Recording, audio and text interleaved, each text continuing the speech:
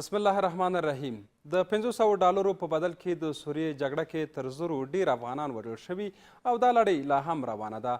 د منځني ختیځ د چارو څارونکي او څیړنیزې ادارې په خپل تازه رپورټ کې ویلي دغه افغانان په سوریه کې د بشار الاسد په ملاتړ جګړه کې وژل شوي دي. رپورټ زیاتوي چې یاد افغانان د ایران لخوا سوریې ته لیږل شوي او ورسره ژمنه شوې وه چې د میاشتې به 500 ډالر او په ایران کې د استوګنې اسناد ورکول کیږي. تر دې دمه د بشري حقونو د څار ادارې ویلي وو چې له 2014 زېږدیز کال راهیسې ایران په زرګونه افغانان غیر قانوني ډول سوریې جنګ ته لیږلي دي. ویل کیږي چې ایران په افغانستان کې د خپلو پلویانو په مرسته خلک د سوریې جګړې ته جلبوي او په ایران کې روزنه ورکوي او تر هغې وروسته به بیا بشار الاسد په پلوي جګړې ته استوي. خو دا په داسې حال کې ده چې د بهرنیو چارو وزارت وایي هیڅ چاته اجازه نه ورکوي چې افغانان د خپلو ګټو د خوندي کولو لپاره وکاروي. اوس پوښتنه دا ده چې آیا افغان حکومت تر اوسه په دې اړه کوم ګام اوچت کړی او آیا د خپلو اتباعو د کنټرول او د هغوی د حقونو څخه د دفاع لپاره څه کړي او آیا یاد جګړه ماران که هیواد ته راستانه شي د هیواد په امنیت به یې اغېزې څه وي؟ سلام او درنښت، حنیف صافی یم، تاسو د خبرو تل خپرونې لیدونکي یاست. په دې اړه مو د لا زیات بحث لپاره د سیاسي چارو شنونکی نصرت الله حقپال او ښاغلی استاد باقر سید راوښتي. تاسو دواړه ښه راغلاست. اوس لومړۍ پوښتنه به تاسو نه راپیل کړو. حقپال صاحب محترم، افغان حکومت ته څه پکار دي چې په دې اړه څه وکړي، کوم ګام اوچت کړي او دغه کسانو چې د سوریې په جګړو کې وژل شوي دي او د سوریې نه د افغانستان ته تګ راتګ کیدای شي وکړي، افغان حکومت ته څه پکار دي؟ بسم الله الرحمن الرحیم. سلام صافی صاحب، تاسو ته درون میلمه ته او قدرمنو لیدونکو ته. د سوریې په جګړه کې چې کوم افغانان هلته تللي دي او ځینې وژل شوي او ځینې سته او ځینې لا اوس هم روان دي، څو ټکي مهم دي چې موږ په دې باندې باید یو تم شو او دې مسلې ته متوجه اوسو چې د افغانستان د دولت دنده څه شی ده او خلک باید څه وکړي او اصلي قضیه له کوم قراره ده. تاسو پوهیږئ چې کابو 15 کاله زیاتو کم په سوریه کې یا په منځني ختیځ کې چې کوم سیاسي کړکېچ رامنځته سو او هلته چې کوم دغه جبریه نظامونه چې د کابو 50 یا زیاتو کلونو را په دې خوا په دغه خلکو حاکم او د عقل له چوکاټ نه یې وتلي ظلمونه په خپلو خلکو په اصطلاح ولورول او رایې بلل او لا تر اوسه هم جاري دي. بالاخره خلکو حتی تاسو پوهیږئ چې د مکتب زده کوونکو د دغو نظامونو په وړاندې راپاڅېدل او یو سوله ییز په اصطلاح قیام یې دوی په وړاندې وکړ، په دیوالونو یې لیکنې وکړې چې موږ نور دا نظام نه غواړو او دا که چا دا چارې تعقیب کړې وي ورته ډېرې واضح او بربنډې دي چې دوی په ډېر صلحامیزه ډول باندې دغه په اصطلاح پاڅون پیل کړ. خو له بده مرغه چې جبریه او لاسپوڅو نظامونو خپل اهل او خپل خلک په داسې ډول وځپل چې نور نو د تحمل وړ نه او خلکو د ځان نه د دفاع په خاطر په مسلحانه دفاع لاس پورې کړ چې لا تر اوسه هم دغه لړۍ روانه ده او په ډیر وحشت سره روانه ده.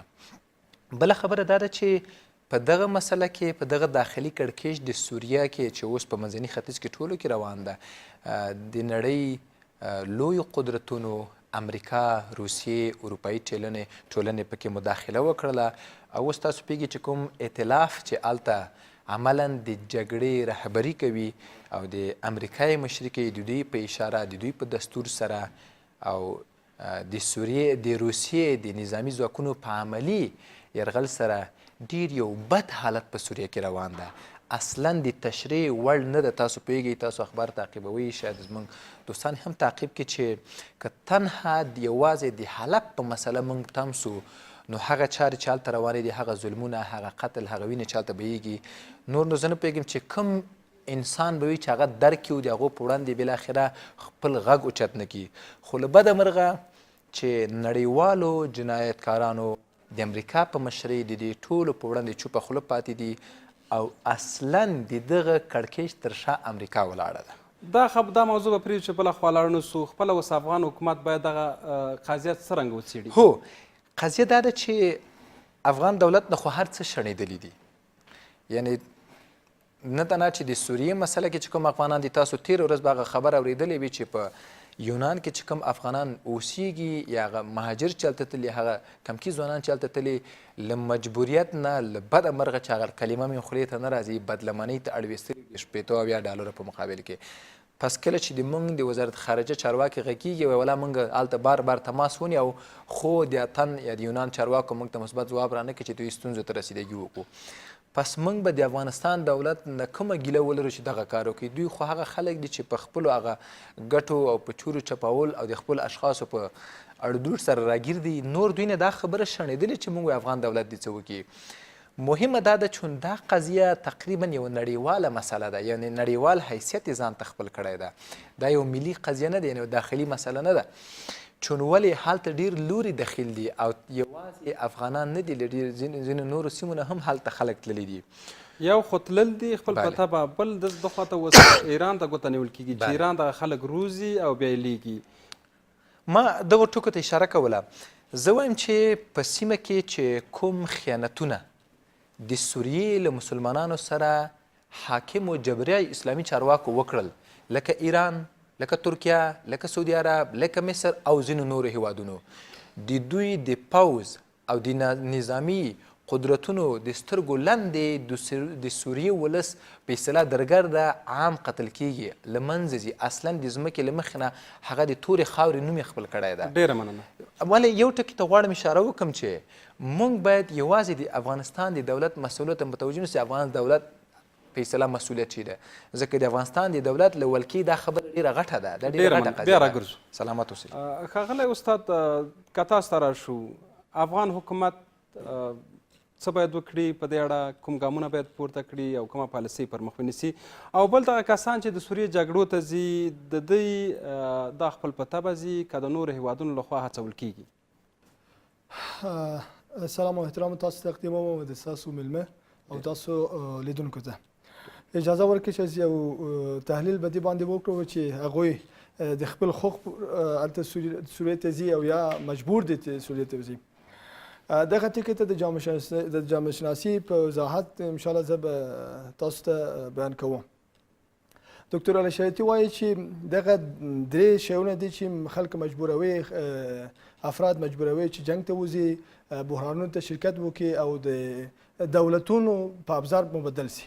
یو هغه زور دی. زه فکر کوم چې یو قسمت افغانان متاسفانه مجبور دي د ایران د فشارونو په خاطر سوریې ته وځي. بل زر دی، یعنی افغانان د 500 او یا 600 ډالر په مقابل کې چې هغه افغانان ځي چې متاسفانه په افغانستان کې د غربت او فقر په فضا کې ژوند کوي. او بل تزویر دی. متاسفانه دغه دریم اسلحه او ابزار چې ایران او یا نورو هیوادونو استفاده کوي، چې که عربستان دی، که ترکیه دی، که نورو هیوادونه دي، خو دا یو منطقوي جګړې دي. ټول هغه منطقي قوتونه چې غواړي چې په منځني ختیځ کې خپل مدیریت په لاره ونیسي، د ډېره مهمه ده. د ایران کله چې د ایران څخه افغانان مثلا سوریه او نورو ځایونو ته لیږي، دا د تزویر سلا چې د مذهب څخه استفاده کول دي، متاسفانه ډېر قدرتمند دي. تاسو شاید اورېدلی وئ چې کله افغانان چې د ایران څخه سوریې ته استول کېږي، متاسفانه د مذهبي شعائر او د مذهبي ارزښتونو په استفاده کولو د افغانان هلته بوځي. که اجازه وي زه په فارسي کې یو لږ وغږېږم. ببینید متاسفانه جنگی که در سوریه روان است یک جنگ منطقه‌ای و فرا منطقه‌ای است و تنها نباید ما افغان‌ها را اینجا دخیل بدانیم و نه تنها ایران و یا کشورهای دیگره. متاسفانه ما وقتی که می‌بینیم جریان جنگ سوریه، بحران سوریه از یک حالت کاملا درونی و داخلی فرا رفته و به یک منازعه متاسفانه منطقه‌ای مبدل شده. و این بحث بسیار کلان و اساسی است. همونطوری که من قبلا هم اشاره کردم، متاسفانه سلاح تزویری که امروزه به دست عربستان سعودی و به دست ایران و بعضی کشورهای منطقه افتیده، باعث شده که افغان‌ها و چه افغان‌هایی که سنی مذهب است، چه افغان‌هایی که شیعه مذهب هستند، متاسفانه به سوخت یا به آتش جنگ سوریه مبدل شوند. شیعه‌هایی که متاسفانه با سلاح و ابزار مذهبی وارد جنگ سوریه میشه و با استفاده از شعائر مذهبی که به اینها داده میشه در انواع دفاع از حرم حضرت زینب سلام الله علیها، یا به سنی‌هایی که از طرف عربستان سعودی و ترکیه و کشورهای دیگری متاسفانه این ایدئولوژی داده میشه، باعث میشه که افغان‌ها چی از تیپ شیعیش و چی از تیپ سنیش به جنگ سوریه حاضر شدن. اما شما گفتین که افغان‌ها در افغانستان حکومت سبوکی. ببینید همان گونه که آقای اقبال صاحب اشاره کردن، اینجا تنها دست بحران و مدیریت بحران به دست افغانستان و حکومت افغانستان نیست. مدیریت اصلی بحران به دست قدرت‌های جهانی مثل سوریه و امریکا و غرب است و قسمتی بسیار عمده دیگهش به دست مدیران منطقه‌ای است که باید از ایران و عربستان و ترکیه باشه. من فکر میکنم افغانستان حکومتش به اون اندازه قوت نخواهد داشت که بتونه جلوی ورود افغان‌ها را به اون زمینه بگیره، به خاطر که وقتی ما میتونیم جلوی مسئله رو بگیریم که امنیت داخل کشور تامین بکنیم، به خاطر که مهاجرینی که از افغانستان رفتن به خاطر نبود امنیت رفتن در ایران. اگر شما اینجا امنیت تامین بکنید، مهاجرین دیگه مجبور نیستن در ایران باشن. مشکل دیگه ای که افغان‌ها را مجبور کرده که از افغانستان مهاجرت بکنه بحث فقر اقتصادی است. شما زمینه‌های اقتصادی خوبتر اینجا مهیا بکنید تا افغان‌ها نه در ایران باشن، نه در پاکستان باشن، نه در جاهای دیگر، تا اینا به ابزار مبدل نشوند.